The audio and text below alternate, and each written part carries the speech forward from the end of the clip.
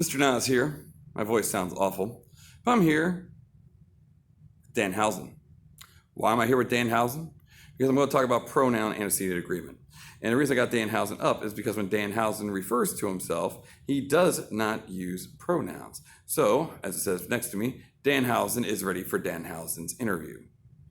So he does not use I, me, my, all that things. He just says Danhausen. Now, it's a neat bit, and it makes him sound like a weirdo. Why does he sound like a weirdo? Because we use pronouns. All right, so we know what a pronoun is. A pronoun is a word that takes the place of a noun. Cool. What's an antecedent? An antecedent is the noun that the pronoun takes the place of. Here's the big rule. Your pronoun must agree in terms of number and gender to the antecedent, to the noun it replaces. So a singular pronoun, it goes with singular noun. Plural noun goes with a plural noun. He, him, his has to go with male. She, her, hers goes with female. There's some other rules, 9 of them. I have them written down, so when you see me glancing down, I'm looking down because I don't have them all memorized because I'm not that good. Phrasal clause between the subject and verb does not change the number of the antecedent. So if I say a bunch of cans or a number of cans, don't look at cans. Number. Bunch. That's one thing. That's singular. So the clause or phrase comes after it of cans, even though cans is plural, that's just helping to modify the bunch or the number. It stays singular.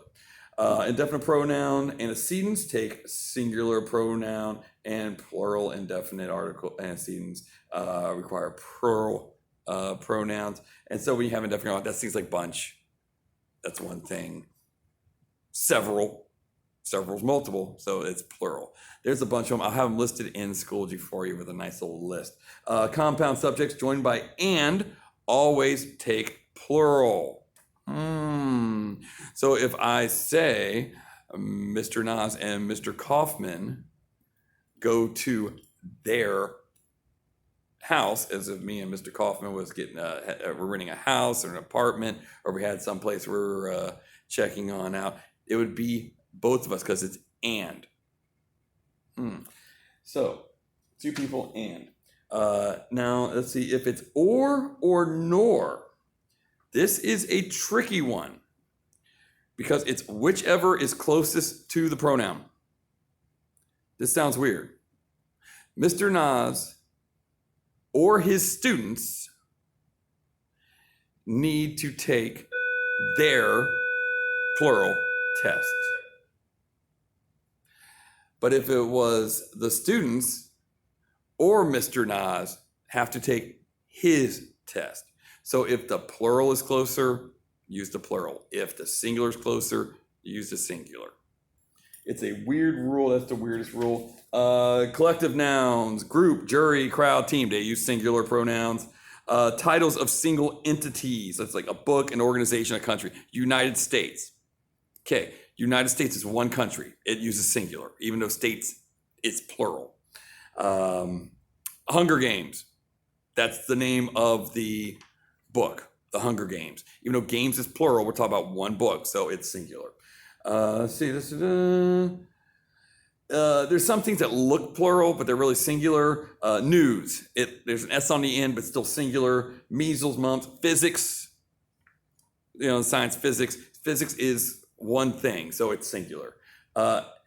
Every or many before a noun or a series of nouns requires singular. So every student, singular. Many a student, singular.